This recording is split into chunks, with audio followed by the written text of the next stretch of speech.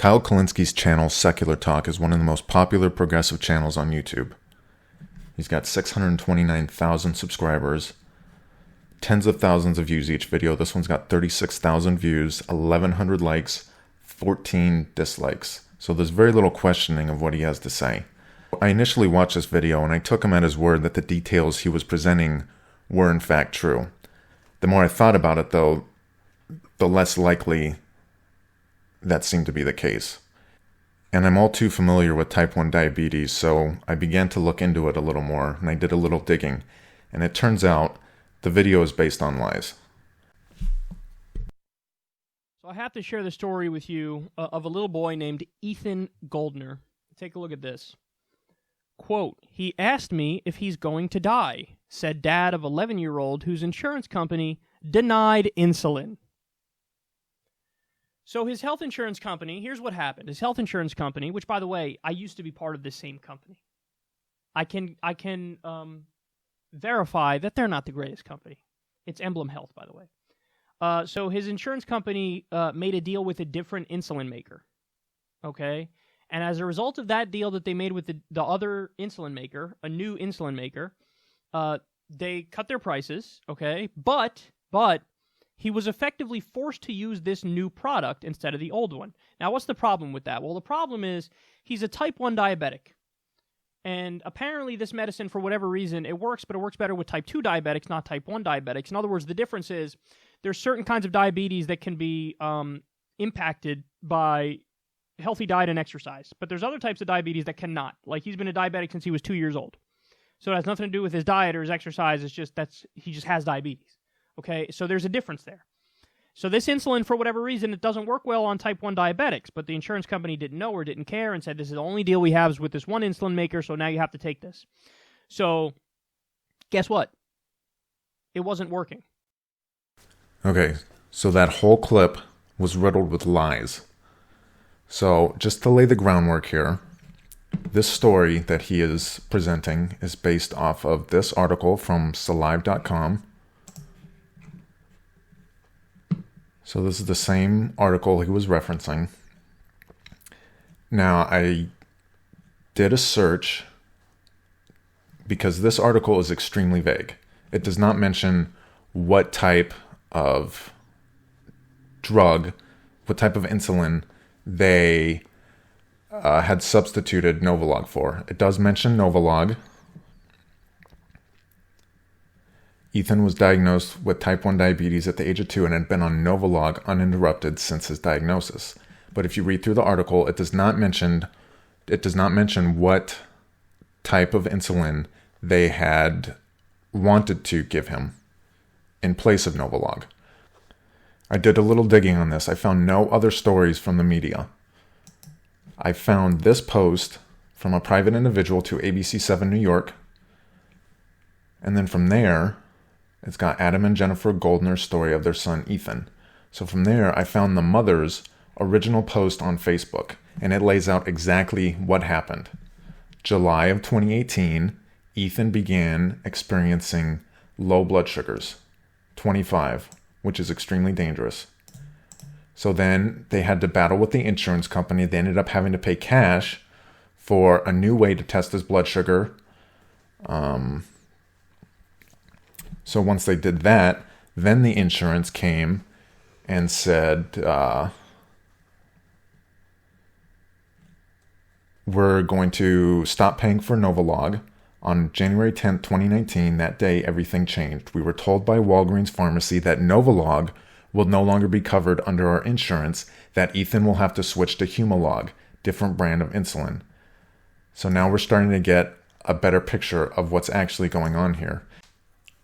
So now we know that Humalog is what they substituted the Novolog for. Now, if you know anything about type 1 diabetes, you know that Humalog and Novolog are both used to successfully treat type 1 diabetes. And if you don't believe me, here's the info sheet for Humalog from drugs.com. Humalog Insulin Lispro is a fast-acting insulin that starts to work about 15 minutes after injection, peaks in about 1 hour, and keeps working for 2 to 4 hours. Insulin is a hormone that works by lowering levels of glucose sugar in the blood. Humalog is used to treat type 2 diabetes in adults. Humalog is also used to treat type 1 diabetes in adults and children who are at least 3 years old.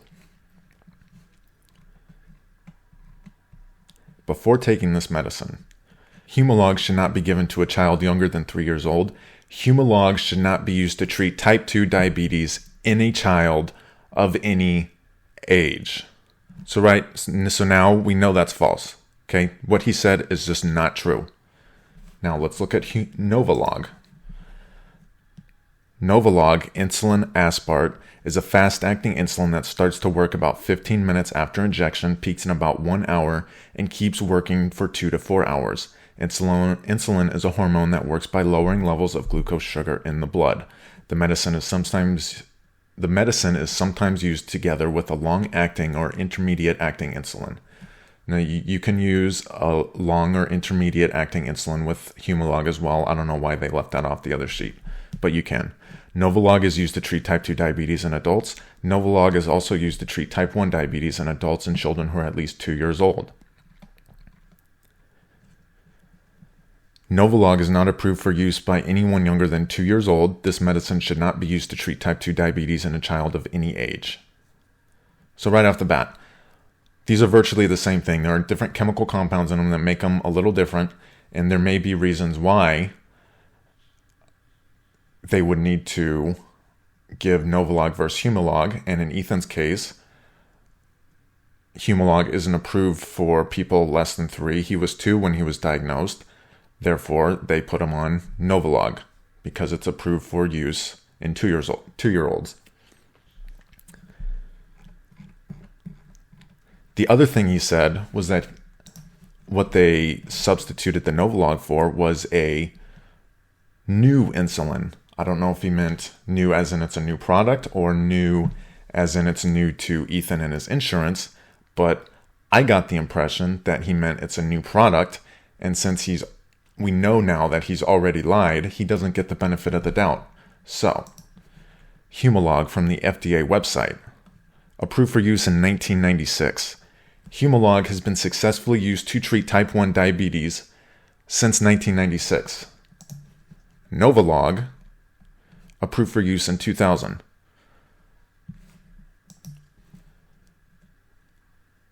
So we know that too is not true. So now, looking at the prices for each, Humalog is significantly cheaper than Novolog when you're paying cash. Humalog, this particular one, will come in vials, and you could put it in a pump or use a syringe and needle and inject it subcutaneously. But you can see the price difference is there. This particular Novolog comes in flex pens, so you can select how many units you want to do and inject it that way. And that's one of the reasons why it's more expensive in this case. You can get Humalog pens as well, but this is one of the reasons why it's more expensive. It's not the only reason. I don't really want to get into drug prices in this. That's not what this video is about. But the price difference is there, certainly. And the fact is, these substitutions are made all the time. People on all different insurances, including Medicare and Medicaid, get switched from Humalog to Novolog and Novolog to Humalog. For whatever reason, each insurance will make deals with the other manufacturer. They'll be on it for a period of time, and then they'll switch over to the other one because they're getting a better deal from them. It happens regularly with many different insurances, including Medicare and Medicaid. I don't want to get into it right now, but people with chronic illnesses, they seek out other people with their same illnesses, and they discuss them, including in support groups on Facebook and subreddits. I will have a link in the description to such a thread on Reddit where people with type 1 diabetes are discussing their insurance, taking them from Novolog to Humalog and Humalog to Novolog. And they're going through similar issues. There can be an adjustment period. There may be a reason to be on one over the other. But on the surface of it, going from Humalog to Novolog or Novolog to Humalog is not sinister. It's not irresponsible, and it's not dangerous. Now, the mother's post does discuss this a little bit. January 10th, 2019, that day everything changed. We were told by Walgreens Pharmacy that Novolog will no longer be covered under our insurance, that Ethan will have to switch to Humalog, a different brand of insulin. Then we were warned, Mr. and Mrs. Goldner, this may likely cause your child to go into a diabetic ketoacidosis. I don't know why a pharmacist would say that. You just from switching to from Novolog to Humalog, you don't just go into diabetic ketoacidosis. If there is another issue that Ethan has, that's one thing, but it's not discussed in this post. It's not discussed in the article. And that's the only reason why a pharmacist would be concerned about going into diabetic ketoacidosis while switching insulin brands. Now, I'm willing to take the mother at her word that that's what he said and that's what happened, and Ethan does need Novolog for whatever reason. I don't see what that reason is here, but I want to be careful here because I don't want to go into the mother's story. There's plenty there we could get into, and type 1 diabetes is complicated, and there's any number of things that could cause low blood sugars and high blood sugars. Any number of things, even things like getting sick, poor site placement. Ethan has had diabetes for 9 years, so I'm willing to believe that they know what they're doing, they know what they're talking about. So I don't want to get into her story here. So let's stick to what we know. We know that it was actually Humalog, which was substituted for Novolog in Ethan's case. We know that Humalog is successfully used to treat type 1 diabetes and has been since 1996. We also know that Humalog is not to be used for the treatment of type 2 diabetes in children of any age. So now let's go back and review what Kyle said. But he was effectively forced to use this new product instead of the old one. Now, what's the problem with that? Well, the problem is he's a type 1 diabetic. And apparently this medicine, for whatever reason, it works, but it works better with type 2 diabetics, not type 1 diabetics. In other words, the difference is there's certain kinds of diabetes that can be impacted by healthy diet and exercise. But there's other types of diabetes that cannot. Like he's been a diabetic since he was 2 years old. So it has nothing to do with his diet or his exercise. It's just he just has diabetes. Okay, so there's a difference there. So this insulin, for whatever reason, it doesn't work well on type 1 diabetics, but the insurance company didn't know or didn't care and said, this is the only deal we have is with this one insulin maker, so now you have to take this. So guess what? It wasn't working. So quoting... So, where is he getting this information from? Is he making it up? Did he get it from another story that he read? I don't know. That's for you to decide. Personally, I think he's making it up. But I searched, while searching for more details of the story, I only found the one article with barely any details about this, and I found this post to ABC7 New York. I did not see any other articles, so I don't know where this information is coming from. My personal belief is he's making it up. But let's continue. From the article here, they say, for a week, the 11-year-old experienced vision loss, nausea, dizziness, weakness, and extremely high blood sugar. His body was rejecting the new insulin. So what happened is the parents start panicking. They pick up the phone.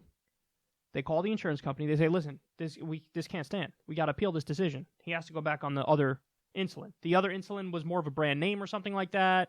Better for type 1 diabetes. Never had a problem on the old insulin.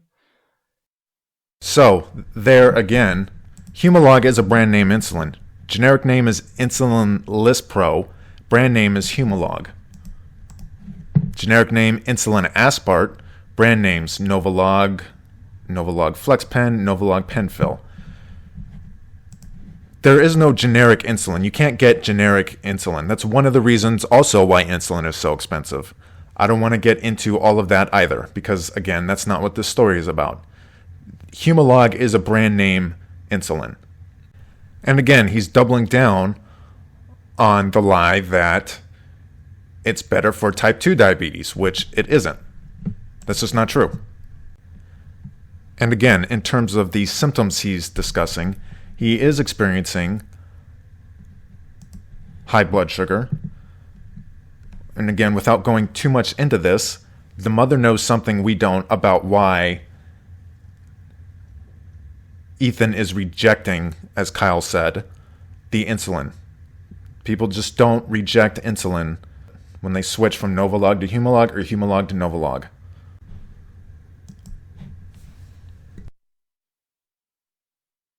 They slapped it down. They said, no, we only have a deal with this new company for this insulin, so it's this. This is your only option. Kids still, all these health problems start popping up. The kid starts asking, am I going to die? They got to pick up the phone, call again, stop at nothing.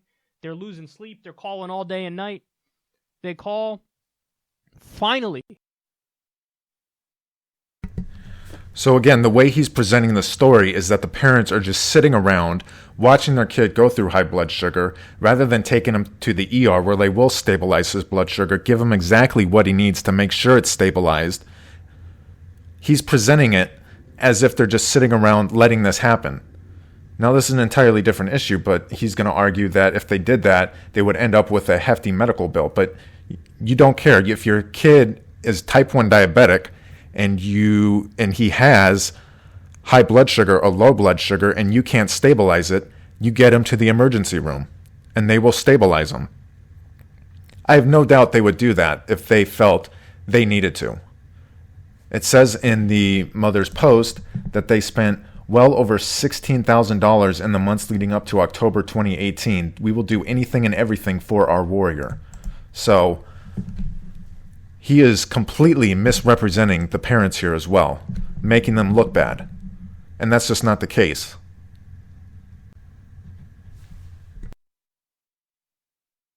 And I don't know if this is 100% accurate, but it appears like it based on all the stories. As soon as the media gets involved, then the insurance company's like, oh, yeah, totally, bro. You want to use the old insulin? No problem at all, bro. And then I don't know how true that claim is. I looked for more stories on this. I found this one story from Salive.com, and I found this post to ABC7 New York. I do know the parents got in contact with senators and other representatives in their government to try and get this handled. But if you look in the original article, it discusses the potential laws that the insurance company broke. It said they filed an appeal with the insurance company on January 10th. On January 17th, they filed a second appeal. The family did not hear back from the insurance company in the allotted 24 to 72 hour window required by the state's step therapy or, quote, fail first law. Step therapy is when an insurance carrier requires a patient to try a less expensive drug or treatment before it will, quote, step up and pay the price for a more expensive approach. The step therapy law requires that all New York insurance carriers approve an appeal in an emergency situation with proof from the patient's physician that the more expensive approach is required.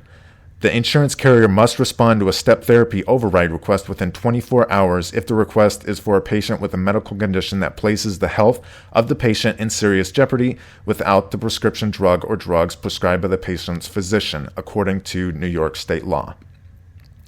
So, if the doctor wrote the emergency override with proof that Ethan needed to take Novolog to successfully treat his type 1 diabetes, then the insurance company broke the law, which would explain why contacting their local government representatives was so effective. They were breaking the law. And if they did break the law, it's a problem with this specific insurance company. It's not a systemic issue. And if the doctor didn't write the emergency override, then they need to take it up with the doctor. I don't know which happened here. It doesn't really say. Either way, it is not a systemic issue. they approve it. So they had slapped it down and then they approved it. So after 11 days, I guess, he gets his new medicine back, and they reverse the decision. But look at the system that we have in this country. First of all, I need everybody to understand how radical our system is in a negative way. Because did you know that in most developed countries, in fact, it might be all developed countries, they literally don't allow for drug advertisements. Okay, this is a silly non sequitur. It's got nothing to do with this story. He goes into this crazy minute-long rant about advertising for drugs in the United States. It's got nothing to do with this story, and it's a ridiculous point, even if it did. So I'm not going to get into that. It's got nothing to do with what's going on here. And then he goes into another rant about insurance companies. I'll link the video down below, and you can watch the video if you want to hear that. It's got nothing to do with the stories. So we're going to skip ahead to when he wraps this up. He gets all worked up based on the details that are false about this story, and then he pitches Medicare for All. Okay, so at this point, he's wrapped up the rant about drug advertising. He's wrapping up the rant about insurance companies, and he's about to tie it into Medicare for All. People in power accountable. You know who's powerful? Insurance companies. You know who's powerful? Pharmaceutical companies. So we have to fight back against them so that we have a system that's not morally abhorrent. I mean, what a joke this is, man. This kid could have died. He could have died because of a drug company that made a new fucking deal because they wanted to save a dime. Get the fuck out of here. Medicare for All right now. I just want to point out again that Medicare and Medicaid make these switches as well. They do these substitutions. They go from Humalog to Novolog, and they go from Novolog to Humalog. It just happens. There's no inherent wrongdoing being done when they do this. Most people make the switch, and they adjust just fine. It happens. It's almost comical at this point how a solution to every little problem is Medicare for All, despite the fact that Medicare and Medicaid do the things that he is complaining about. He doesn't ever cover them. He doesn't care. But let's let him wrap it up here. Can't wait any longer. Medicare for All right this second. 32,000 to 45,000 people die every year in this country because they don't have access to basic health care. And we're sitting around talking about anything else? We need to fix this, and we need to fix it now. Stories like this drive me crazy. And actually, you know what? It's not even fair to put it like that. Stories like this prove our system is crazy, and perhaps we're the only sane ones on the fucking planet looking at it and going, we got to do something about this. But the system is geared to make you not do anything about it, and that's a problem. Gotta love the self-righteousness that was thrown in there as well. It's hilarious.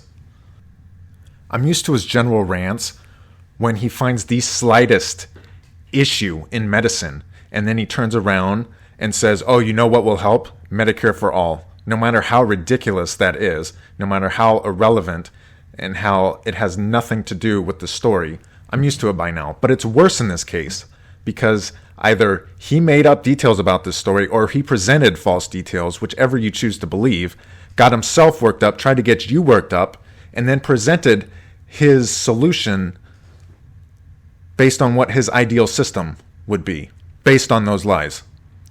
Whether it was him or someone else, someone made up details about this story. It got to him, and he presented them as facts. He made the insurance company look bad, he made the parents look bad, and he made the doctor look bad. I hope if he and any other leftists watch this, they practice a little humility. They choose to fact check, make sure they're getting the stories right, and not act like they know everything. The really unfortunate part is that these guys are not getting into the real problems in medicine, and that is bureaucrats coming between the decisions made by doctors and their patients, whether it's bureaucrats in insurance companies, bureaucrats within Medicare and Medicaid, or bureaucrats within the FDA. This is a serious problem. Doctors say, hey, this treatment is what you need. Bureaucrats say, no. That is the real issue. That is what healthcare is, treating and curing disease. Sitting around acting like Medicare is the solution to all these problems is ridiculous if you know anything about medicine. If you want to have an adult conversation about the problems in medicine, stop making things up. Stop reporting false details about stories. Present the details of the story and not the details you want them to be. Kyle Kulinski on the channel Secular Talk reported false details to try and push a political agenda. That is propaganda.